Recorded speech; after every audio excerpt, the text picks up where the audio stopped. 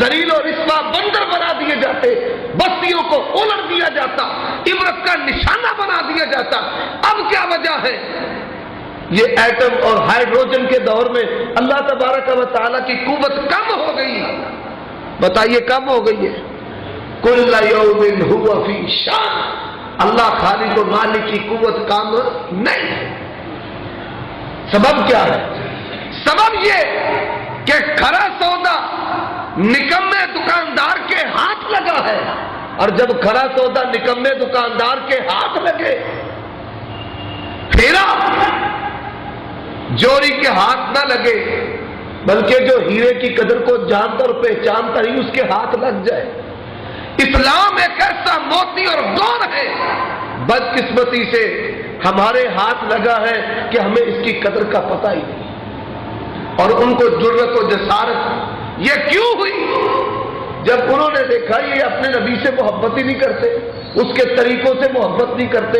پاکستان میں لاکھوں ایسے ٹکانے اور کونے ہیں جہاں روزانہ نبی کی سنتوں کا مسلح اور قتل کیا جاتا ہے، رب کے ساتھ بغاوتوں کا درس دیا جاتا ہے، جہاں پہ دین، عفت و پاک دامنی اور اسلامی معاشرے کی دھجیاں بکھیری جاتی۔ انہوں نے آپ کی کوتاہیوں کو دیکھ کر یہاں تک ڈٹائی، جرأت اور جسارت کی کہ وہ قرآن مجید کو آج کبھی ٹوائلٹ پیپر کے طور پر استعمال کرتے ہیں، کبھی مٹی کے تیل میں دبو کر اس کو آگ لگا دیتے ہیں۔ اب کتاب اللہ کے ساتھ ان کی دشمنی کیوں ہے؟ یہ تو میں نے تمہیدی باتیں کی ہیں آپ کو جھنجھوڑنے کے لیے۔ قرآن پڑھتے ہیں، قرآن سنتے ہیں، سونی پیاری آواز والا امام ہونا چاہیے، لیکن جو قرآن کے احکام ہے، توحید پسے پشت، سنت پسے پشت، عفت و پاک دامنی کے سارے سبق اور دب پسے پشت، اصول تجارت پسے پشت، انفرادی، آئلی، ازدواجی اور معاشرتی جو اسلامی اصول ہے سارے پسے پشت۔ نام کے مسلمان ہیں، نام مسلمانوں والے، کام ایک بھی مسلمانوں والا نہیں۔ ویسے پوچھو کہ مسلمان ہے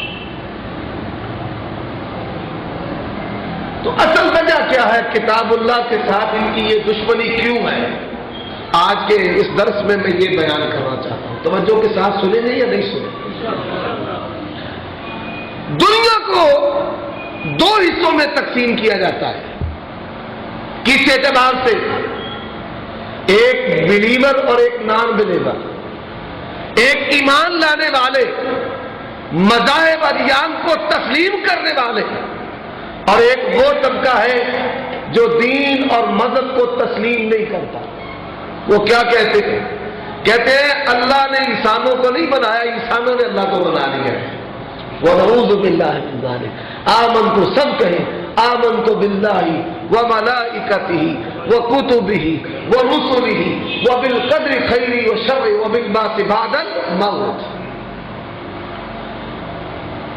اللہ تبارک و تعالیٰ نے اس گروہ کا قرآن میں تذکرہ کیا ہے۔ أَرَأَيْتَ مَنِ اتَّخَذَ إِلَٰهَهُ هَوَاهُ وَأَضَلَّهُ اللَّهُ عَلَىٰ عِلْمٍ، کہ علم ہونے کے باوجود اس نے اپنی خواہش کو اپنا معبود اور رب بنایا ہے، اللہ کو معبود اور رب تسلیم نہیں کرتا۔ وَمَا يُهْلِكُنَا إِلَّا الدَّهْرُ، زمانہ ہی چل رہا ہے، زمانے کی چال ہے، ارتقاء کا نظریہ ہے، کیڑے سے بندر بنا، بندر سے انسان بن گیا، نعوذ باللہ من ذالک۔ یہ ارتقاء کا نظریہ جو داریوں کا نظریہ ہے۔ دوسری طرف جو بلیور ہیں، جو دین اور مذہب اس کو تسلیم کرتے ہیں، اب اس گروہ میں نان بلیور جو داریے ہیں، جن کے نزدیک مذہب اور دین کی کوئی حیثیت نہیں، ان کے ایجنٹ آئے اور انہوں نے کیا کیا کہ اللہ تبارک و تعالیٰ کے متعلق جو عقیدہ ہے اس عقیدے میں موشگافیاں پیدا کی، اللہ کی توہین کی، منصب نبوت اور رسالت کی توہین کی، اور اللہ تبارک و تعالیٰ نے جو بنی نوع جن و انس کی رہنمائی آسمان سے نازل کی اس کو یکسر باطل قرار دیا۔ کئی طریقوں سے. کہیں آپ کو ملے گا وہ شرک کے اسباب جو قوم نوح نے اختیار کیے، وہ اخلاقی بگاڑ جو قوم لوط میں آیا، عاد اور سمود میں آیا، وہ اخلاقی بگاڑ ان میں. اب ہوا کیا کہ یہ جو بائبل ہے جسے اولڈ ٹیسٹامنٹ اور نیو ٹیسٹامنٹ کہا جاتا ہے، عہد نامہ قدیم اور عہد نامہ جدید،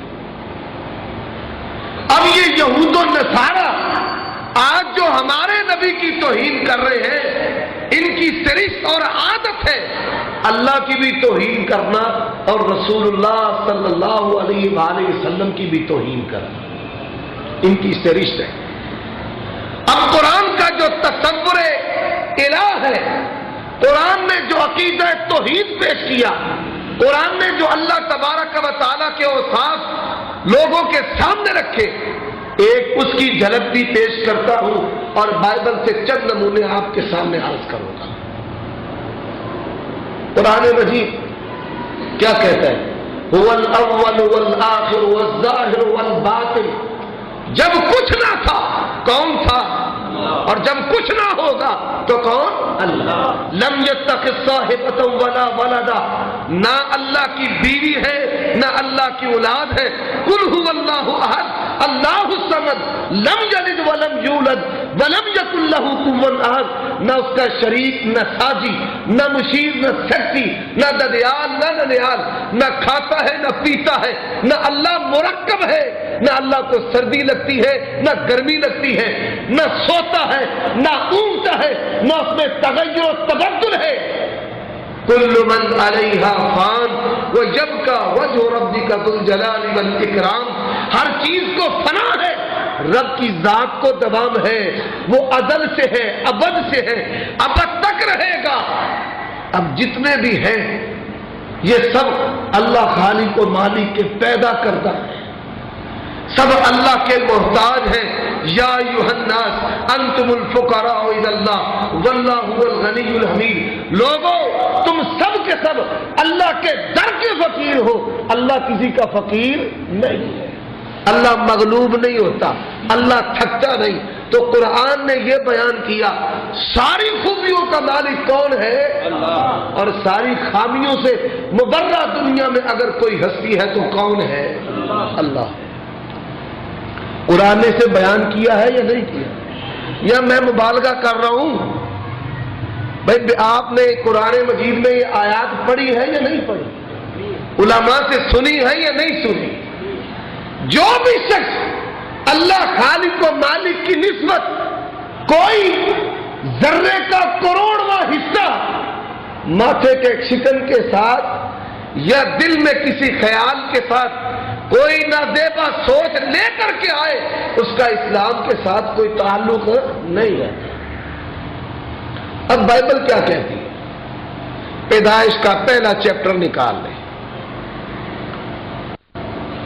بائبل کہتی ہے اللہ نے 6 دن میں زمین و آسمان کو پیدا کیا، 7ویں دن اللہ تھک گیا اور اللہ نے چھٹی کی، آرام کیا. یہ پہلے چیپٹر میں لکھا ہو. کیا آپ اس بات کو تسلیم کرنے کے لیے تیار ہیں کہ اللہ تھکتا ہے، اللہ خالق و مالک کو چھٹی کرنے کی ضرورت ہے؟ وَإِذَا أَرَادَ أَن يَقُولَ لَهُ كُن. اللہ اکبر. اللہ تو کہتا ہے ہو جا. اللہ کیا کہتا ہے؟ اللہ کیا کہتا ہے؟ ہو جا. ہو جاتا ہے.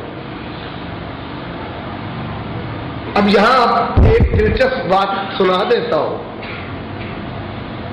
ایک داریہ شیخ الاسلام مولانا ثناء اللہ امرسری رحمت اللہ علیہ کے پاس آیا. اس نے کہا کہ تمہارا اللہ اس شان کا مالک ہے کہ وہ کہے ہو جا تو ہو جا. انسان کی پیدائش کے لیے 9 ماہ کا پروسیجر کیوں رکھا ہے؟ کہتا ہو جا تو ہو جاتا. شیخ الاسلام ثناء اللہ امرسری رحمت اللہ علیہ انہوں نے کہا بھائی تیرا کتنا قد ہے؟ اس نے کہا میرا قد جو ہے وہ 6 فٹ ہے، 6 فٹ کے قریب ہے. اس نے کہا 6 فٹ کا. اب اگر اللہ کہتا ہے ہو جا. تیری ماں کا کتنا قد ہے؟ کہتا ہے 5.5 فٹ کے قریب. اب جہاں سے انسان بنتا ہے یہ جو پیٹ ہے اس کا حجم زیادہ سے زیادہ 1.5 فٹ کے قریب ہے. کہاں 1.5 فٹ اور کہاں 6 فٹ. اللہ کہتا ہو جا. تو کیا خیال ہے تیرا؟ ایسا ممکن تھا؟ اس کے لیے تو ممکن ہے، تیری عقل کے لیے یہ ممکن نہیں ہے. اللہ تو کرے گا تو ہو جائے گا. خاموش ہو گیا. تو اسلام کیا سبق اور درس دیتا ہے کہ اللہ تبارک و تعالیٰ تھکتا نہیں. بائبل کہتی ہے اللہ تھکتا ہے. آگے چلیے. بائبل میں لکھا ہوا ہے کہ یعقوب علیہ السلام کے ساتھ اللہ نے کشتی کی. کس نے کشتی کی؟ اللہ نے یعقوب علیہ السلام کے ساتھ کشتی کی. یہ بائبل میں لکھا ہوا ہے. اور اللہ نے یعقوب سے کشتی کی. یعقوب کو اللہ ہرا نہیں سکا. وَنَعُوذُ بِاللَّهِ مِنْ ذَلِكَ. اب کس کے اندر جرأت ہے؟ کس کے اندر ساری دنیا جنوں انس مل جائیں؟ اللہ کی ذات تو دور ہے، اس کی صفت، اس کا ارادہ، اس کے کن کا پوری کائنات بھی مل کر مقابلہ کر سکتی نہیں کر سکتی. حضرات اب یہ تصور ہے بائبل کا. آگے چلیے. اسلام کیا کہتا ہے نبوت اور رسالت کے بارے میں؟ آمن الرسول بما انزل الیہ من ربہ والمؤمنون کل آمن باللہ وملائکتہ وکتبہ ورسلہ لا نفرق بین احد من رسلہ وقالوا سمعنا وأطعنا غفرانک ربنا وإلیک المصیر. اسلام کہتا ہے کہ منصب نبوت اور رسالت میں تمام انبیاء علیہ السلام کی عزت جو ہے وہ یکساں ہے. کیوں یکساں ہے؟ اللہ یجتبی من رسولہ. رسولوں کا اجتباء کون کرتا ہے؟ اور بولو کون کرتا ہے؟ رسول کون بناتا ہے؟ اللہ یصطفی من الملائکۃ رسلا ومن الناس. سورۃ حج ہے. اللہ تبارک و تعالی لوگوں میں سے اپنے رسول منتخب کرتا ہے. کوئی خواہ کتنا عبادت گزار کیوں نہ ہو وہ نبی اور رسول بن سکتا نہیں بن سکتا. اب آگے چلیے. حدیث میں آتا ہے ایک یہودی نے کہا الحمدللہ الذی فضل موسیٰ علی العالمین. اس اللہ کی تعریف ہے جس نے موسیٰ علیہ السلام کو سارے جہانوں پر فضیلت دی ہے. ایک صحابی تھے، ان سے یہ برداشت نہ ہوا، انہوں نے تھپڑ مارا. تھپڑ مار کر کہا الحمدللہ الذی فضل محمد علی العالمین. اللہ نے محمد رسول اللہ کو سارے جہانوں پر فضیلت دی ہے.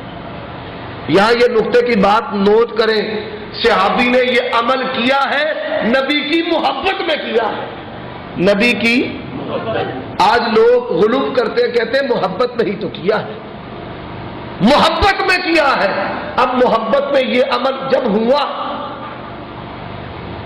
اللہ کے پیغمبر صلی اللہ علیہ وسلم نے اپریشیٹ کیا. بڑی اچھا کر کے آئے، شاباش تو نے میری محبت میں کیا ہے.